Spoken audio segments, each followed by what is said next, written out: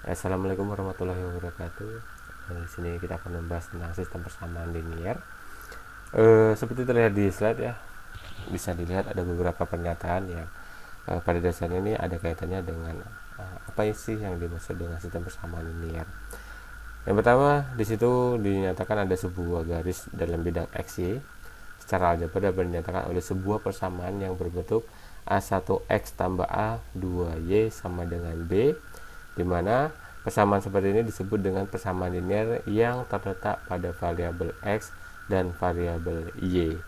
Secara umum didefinisikan persamaan linear adalah n variabel, yaitu x1, x2, x3, x4 dan seterusnya sebagai sebuah persamaan menjadi A1X1 tambah A2X2 dan seterusnya seperti itu.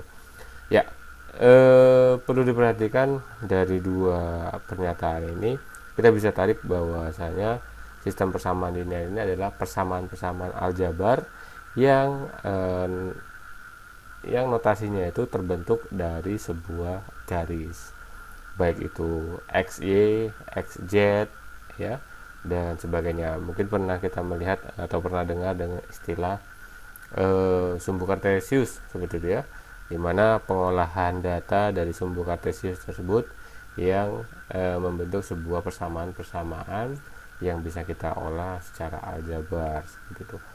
Ya, perlu diperhatikan bahwasanya dari contoh persamaan baik yang di atas atau yang di bawah ya. Jadi kalau yang pertama A1X tambah A2Y sama dengan B, yaitu menggunakan variabel X dan Y. Persamaan yang kedua yang di bawah A1X1 tambah A2X2 hanya menggunakan variabel X, yang mana A1 A2 ya atau A1 A2 A3 dan seterusnya seperti itu adalah konstanta real. Konstanta real ini adalah nilai atau angka bilangan real seperti itu ya. Jadi A1 A2 dan seterusnya serta B yang terletak di sisi kanan simbol sama dengan itu kita nyatakan sebagai konstanta. Sedangkan sumbu yang digunakan atau garis yang digunakan, titik garis yang digunakan itu kita menyebutnya sebagai variabel. Variabel yang digunakan bisa X atau Y ya, atau hanya X saja atau Y saja, yang artinya ini adalah variabel tunggal yang mewakilkan sebuah garis. Sedikit membandingkan ya antara mana sih yang persamaan linear dan mana yang bukan persamaan linear. Kalau tadi di awal kita mengatakan bahwasanya titik baliknya itu adalah kita menggunakan variabel tunggal yang mewakilkan sebuah garis ya. Jadi kalau seandainya ada variabel X atau Y atau simbol X atau Y, simbol XYZ dan sebagainya, namun dia tidak mewakili garis, maka itu tidak dikatakan sebagai sistem persamaan linear atau tidak dikatakan sebagai persamaan linear. Di sini ada beberapa contoh, misalnya X tambah 3Y sama dengan 7, menggunakan format yang sama seperti sebelumnya. Ya, sama seperti slide sebelumnya. X1 kurang 2X, 2 kurang 3X3. Jadi 1, 2, 3 di situ bukan simbolis untuk simbolis seperti hanya pangkat ya, tapi hanya sebagai nomor urut variabel, sebagai tata letak nomor variabelnya. Jadi ada X pertama, X kedua, dan X ketiga, yang artinya bukan X yang sama gitu ya. Kemudian yang C ada Y sama dengan 1 per 2 X tambah 3Z tambah 1, yang artinya kelompoknya itu hanya posisinya saja yang berbeda ya. Mungkin sudah pernah sering dengar ya persamaan-persamaan seperti ini gitu. Jadi sisi kanan dan kiri dari sama dengan gitu ya. Ini adalah contoh persamaan linear yang mana variabel yang digunakan itu adalah variabel yang mewakilkan sebuah titik atau garis. Sedangkan contoh yang bukan persamaan linear ya, di situ ada X tambah 3Y 2 kuadrat gitu ya sama dengan 7. Jadi kenapa dikatakan bukan persamaan linear? Karena Y di situ mengalami proses lain ya, bukan sebuah variabel yang mewakilkan dari garis atau titik. Yang kedua ada Y kurang sin X gitu ya. Ya, sinus X gitu. Jadi yang artinya X di situ bukan variabel garis tapi sudut. Ada akar X1. Meskipun yang lainnya X1, X2, X3 sama dengan 1 ya. hampir memiliki kesamaan seperti format sebelumnya, tapi X1 itu menggunakan tanda akar yang notabene harus mengalami perhitungan lain seperti itu. Maka ini dianggap sebagai bukan persamaan linier. Jadi bedakan antara mana yang persamaan linier dengan yang bukan persamaan linier. Dalam sebuah pemecahan solusi persamaan linier, jadi seperti yang tadi dikatakan bahwasanya ada rentetan variabel yang digunakan X1, X2, X3 dan seterusnya, atau ada sebuah persamaan, kita bisa menyelesaikannya ya, membuat sebuah pemecahan atau solusi pemecahan persamaan linier. Maksudnya apa? Ya, jadi dari persamaan yang mungkin kita miliki nantinya, kita bisa mengetahui nilai titik ya, nilai variabel yang kita gunakan. Jadi X, Y tadi bisa kita ketahui berapa nilai yang bersesuaian sehingga persamaan itu dianggap tepat seperti itu ya.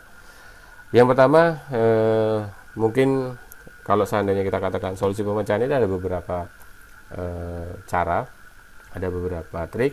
Salah satunya adalah dengan melakukan substitusi ya, dengan melakukan substitusi ya. Apa itu yang dikatakan dengan substitusi? Substitusi itu yaitu memberikan salah satu variabel dengan sebuah nilai konstanta sehingga kita bisa melihat atau mengetahui nilai-nilai variabel yang lain. Ya, himpunan penyelesaian ini dikatakan sebagai himpunan penyelesaian persamaan linier. Contoh, ya, carilah himpunan penyelesaian persamaan berikut. 4x kurang 2y sama dengan 1. Gitu ya. Secara singkat, langsung saja mungkin saya jabarkan ya. Kita ambil contoh karena di penjabarannya ini agak sedikit lebih spesifik dengan menggunakan pengistilahan ya, dengan menggunakan istilah yang lebih detail. Namun di sini saya akan mencoba ya menjelaskan sedikit lebih ringkas saja karena menurut saya ini sudah sering kita pelajari, mungkin dari SD gitu ya sudah dipelajari. Kalau di SD mungkin bukan menggunakan persamaan 4x kurang 2y sama dengan 1. Mungkin teman-teman pernah mendengar sebuah soal matematika yang notabene seperti cerita. Misal Budi membeli 2 buah pensil dan 3 buah buku tulis dengan total harga sama dengan 5.000. Maka berapa harga dari 1 buah buku? Nah, itu menjadi salah satu contoh dari sebuah persamaan linier yang diterapkan di kehidupan sehari-hari. Jadi, di sini kita akan mencoba untuk menyelesaikan substitusi ya, dengan menggunakan sampel atau contoh 4x dikurang 2y sama dengan 1. Ya, dari persamaan ini kita ingin menyelesaikan bahwasanya berapa sih nilai yang sesuai dengan x, berapa sih nilai yang sesuai dengan y, seperti itu ya. Yang pertama kita menggunakan cara substitusi. Substitusi itu berarti kita menentukan sebuah nilai konstanta untuk salah satu variabel supaya kita mendapatkan nilai dari variabel yang lain. Oke, sebelum berlanjut untuk penyelesaiannya sedikit aja menjelaskan. Jadi seperti yang tadi saya katakan bahwasanya ada beberapa ada beberapa cara penyelesaian. Ada substitusi, kemudian ada eliminasi, dan kemudian nanti ada selanjutnya yaitu penggunaan baris elementer. Kita menyebutnya sebagai baris elementer.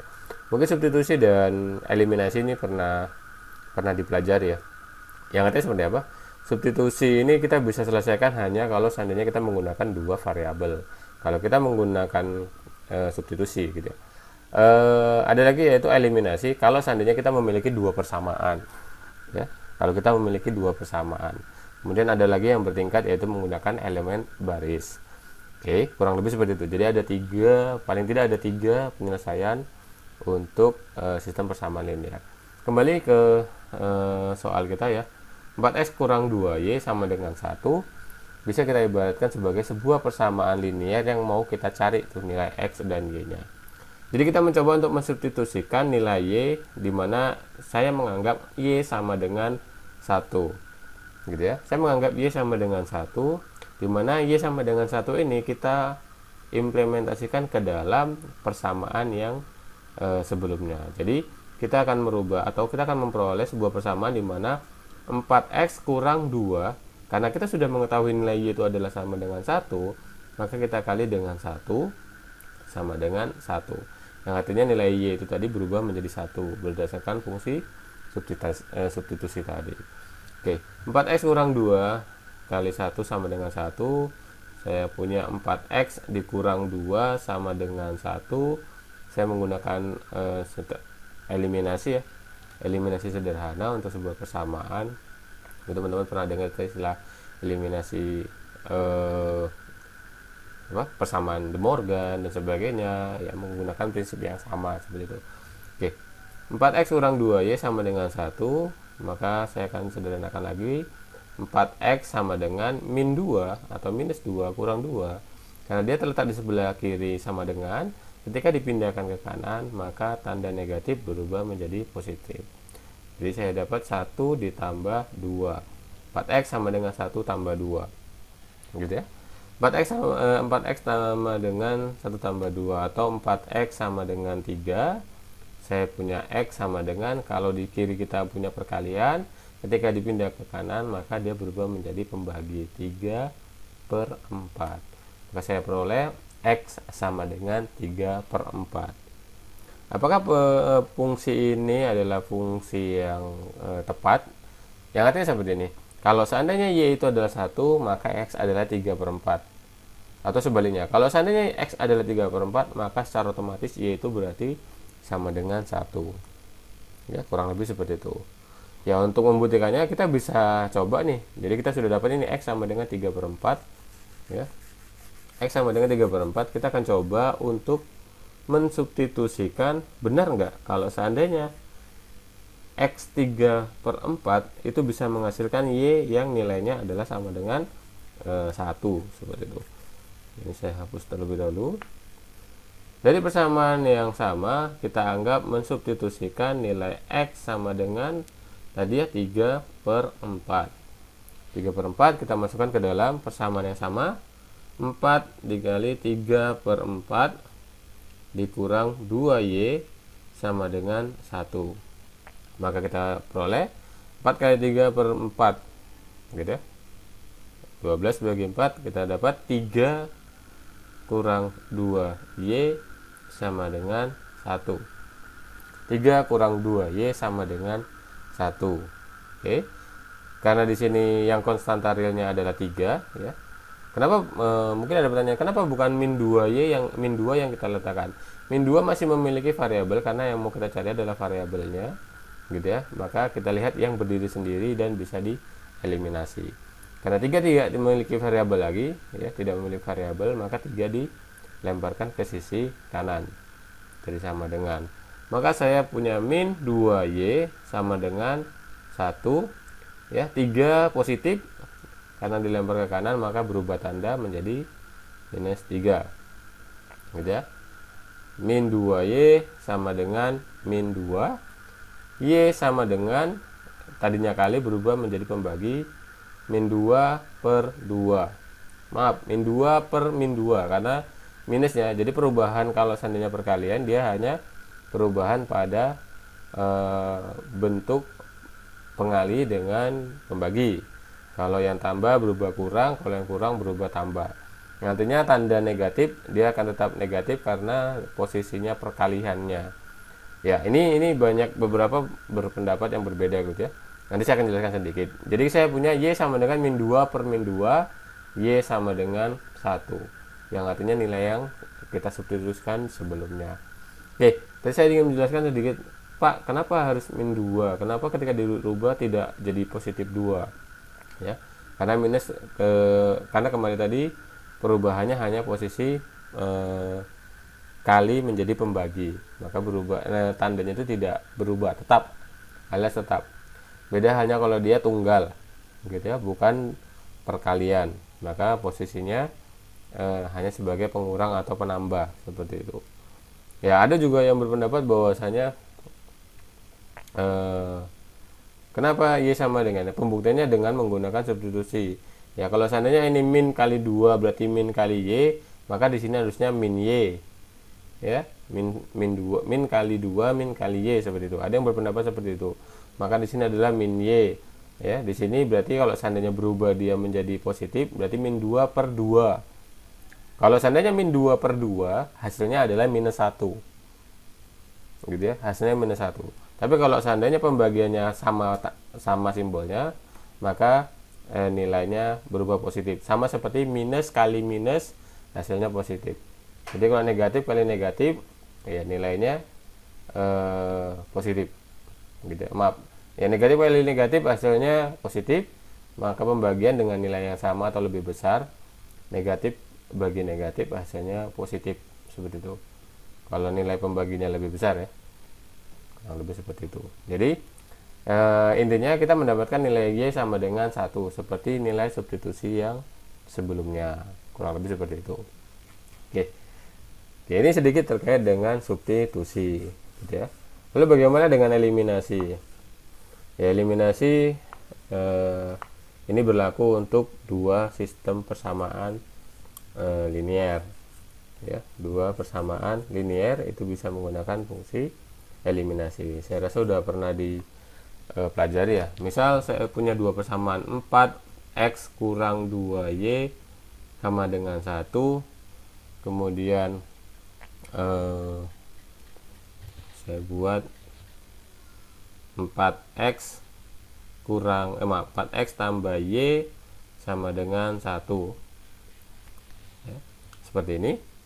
4x tambah y sama dengan 1. Kita melakukan eliminasi dari dua persamaan ini, yang artinya kita mau eliminasi yang mana? Kita mau eliminasi yang Y atau yang X.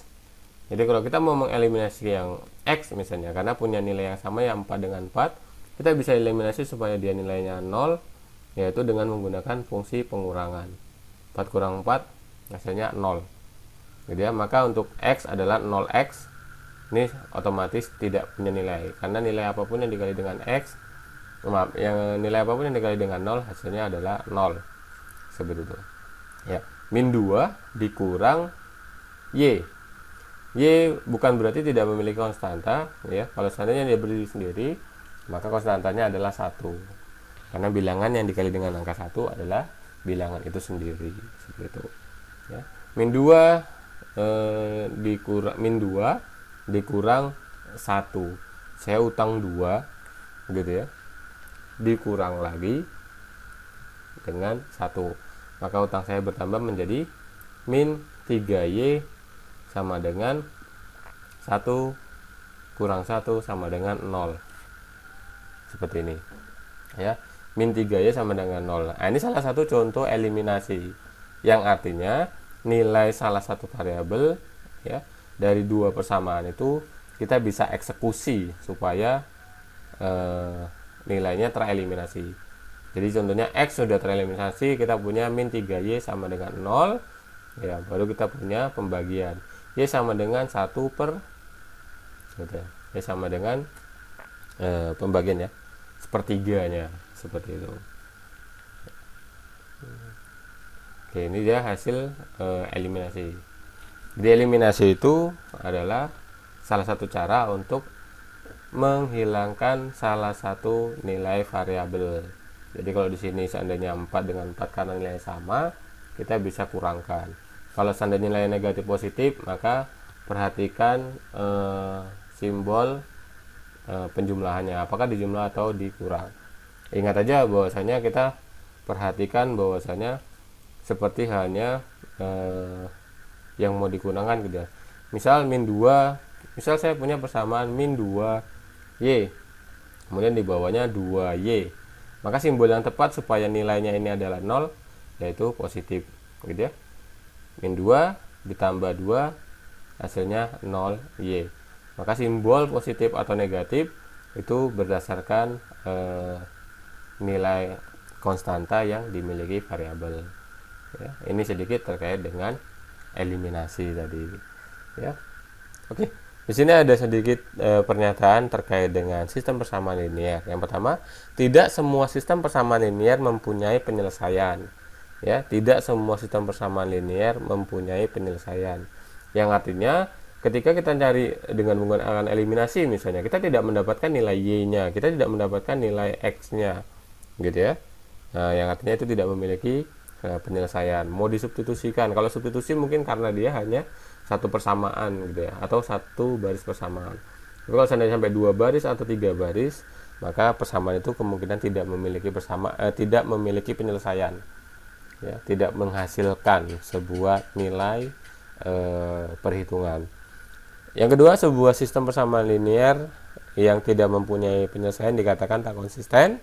Sedangkan kalau seandainya ada penyelesaian meskipun cuma satu cara, itu dikatakan sebagai konsisten. Ini hanya sedikit arti dari kondisi tersebut. Untuk menggambarkan kemungkinan-kemungkinan yang dapat terjadi di dalam memecahkan sistem-sistem persamaan linear, tinjaulah sebuah sistem umum dari dua buah persamaan linear dalam bilangan-bilangan yang tidak diketahui x dan y-nya. Yang artinya, ya, jika a 1x tambah b1y sama dengan c1, ya, dimana kedua-duanya tidak 0, gitu ya. Jika direpresentasikan ke dalam sebuah grafik, maka persamaan-persamaan ini adalah garis-garis, sebut saja garis L. Jadi kalau seandainya kita representasikan tadi persamaan 1 dan 2 itu adalah sebuah garis, maka bisa disimbolkan sebagai garis yang tidak memiliki himpitan atau tidak memiliki pertemuan, mohon maaf maksudnya. Garis yang tidak memiliki pertemuan adalah garis yang tidak memiliki penyelesaian. Ya. Contoh B itu adalah sistem persamaan linear sebuah garis yang memiliki satu pertemuan, yang artinya tadi memiliki satu penyelesaian. Kalau yang C itu pada dasarnya gambarnya seharusnya himpitan, ya, menimpa gitu. Jika garis 1 dengan garis 2 menimpa, itu berarti memiliki kemungkinan banyak penyelesaian. Ya, ini sedikit terkait dengan sistem persamaan linear dari materi awal. Jadi ini perkenalan. Oke. Selanjutnya ada istilah dengan matrik yang diperbesar atau augmented matrix. Matrik yang diperbesar ini apa? Jadi mungkin bertanya-tanya gitu ya, kenapa kita harus belajar aljabar linear gitu ya? Apa sih kaitan aljabar linear dengan jurusan kita? Seperti itu. Jadi aljabar linear ini apa kaitannya ke komputer gitu ya? Apa alurnya atau apa hubungannya dengan komputer? Ya, pada dasarnya mungkin kalau di komputer kita pernah mendengar istilah pixel gitu ya. Pengolahan di citra kita mengenal dengan pixel, kita mengenal bit, kita mengenal istilah-istilah yang mungkin umum dalam pengolahan citra, misalnya seperti itu. Yang notabene itu dimulai dari sini, ya, dari perhitungan titik. Dari sini, dari titik kita mendapatkan garis vektor. Dari garis vektor kita bisa menghasilkan sebuah citra dan seterusnya, gitu. Jadi pada dasarnya hitungan matematisnya, gitu ya. Hitungan matematisnya seperti yang terlihat di slide, di mana sebuah sistem sembarang yang terdiri dari m persamaan linear dengan n bilangan yang tak diketahui akan ditulis seperti itu. Ada A11 X1, A12 X2, A1N dan seterusnya. Ada B1, B2, B3 dan seterusnya. Yang artinya ada beberapa sistem persamaan linear. Maka gitu ya. Maaf, A11 ini bukan A11 ya, yang artinya A yang terletak pada baris pertama, yang terletak pada persamaan pertama di kolom pertama. Ya, konstanta pertama maksudnya seperti itu ya. Kemudian ada konstanta yang terletak pada baris kedua. Ya, maaf, yang terletak pada baris pertama dan kolom kedua. Nah, jadi 11 itu bukan 11, 12 gitu ya, tapi terletak pada posisi mana? Posisi barisnya, posisi persamaannya. Ya. Dari persamaan tersebut kita akan membentuk sebuah matrik, yang mana matrik ini ditarik berdasarkan nilai konstantanya. Sebagai contoh, saya punya persamaan tadi 4x kurang 2y sama dengan 1. Kemudian saya punya persamaan lain 4x dikurang y, ditambah y sama dengan 1. Ini ada dua persamaan. Dua persamaan yang masing-masing punya nilai konstanta. Jadi dari persamaan ini kita bisa membentuk sebuah matrik menggunakan rumus tadi A11 gitu ya, ditambah A11 X1 atau X di sini sebagai perwakilan variabel ya. Ada A12 X2 sama dengan B1 ya, konstanta yang terletak di sebelah kanan tanda sama dengan, seperti itu. Jadi dengan menggunakan persamaan ini gitu ya, kita akan membentuk sebuah matrik yang artinya dua persamaan ini kita rubah ke dalam sebuah matrik dengan rumus ini, maka kita akan peroleh ya, 4 min 2 dan 1 untuk persamaan pertama. Kemudian 4 ya, tadi yang seperti di awal saya katakan y ini bukan berarti dia tidak memiliki konstanta, hanya saja karena konstantanya 1, maka apapun yang dikali dengan 1 hasilnya adalah bilangan itu sendiri ya. Berarti ini ada konstanta 1 dan 1. Oke, maka kita mendapatkan baris pertama nilai konstantanya adalah 4 min 2 1. Baris kedua saya punya, atau persamaan kedua saya punya 4 1 1. Nah, persamaan tadi yang dirubah inilah yang dikatakan sebagai matrik yang diperbesar gitu ya, matrik yang diperbesar, yaitu matrik yang diperoleh dari beberapa persamaan linear. Oke, contoh saja langsung ya. Jadi seperti ini, kita ambil lagi contoh. Kita ambil contoh.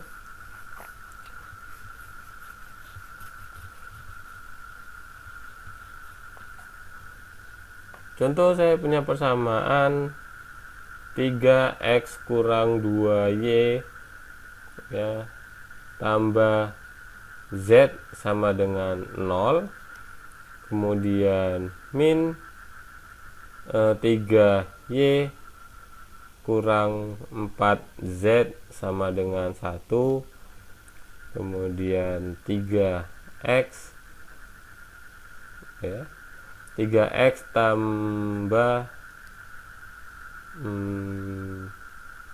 3x tambah 5z sama dengan 9. Oke, saya punya 3 persamaan. Kita punya 3 persamaan. Kita akan merubahnya menjadi sebuah matrik. Ya, ketentuannya sama seperti hanya yang sebelumnya ya, dimana kita ambil konstantanya.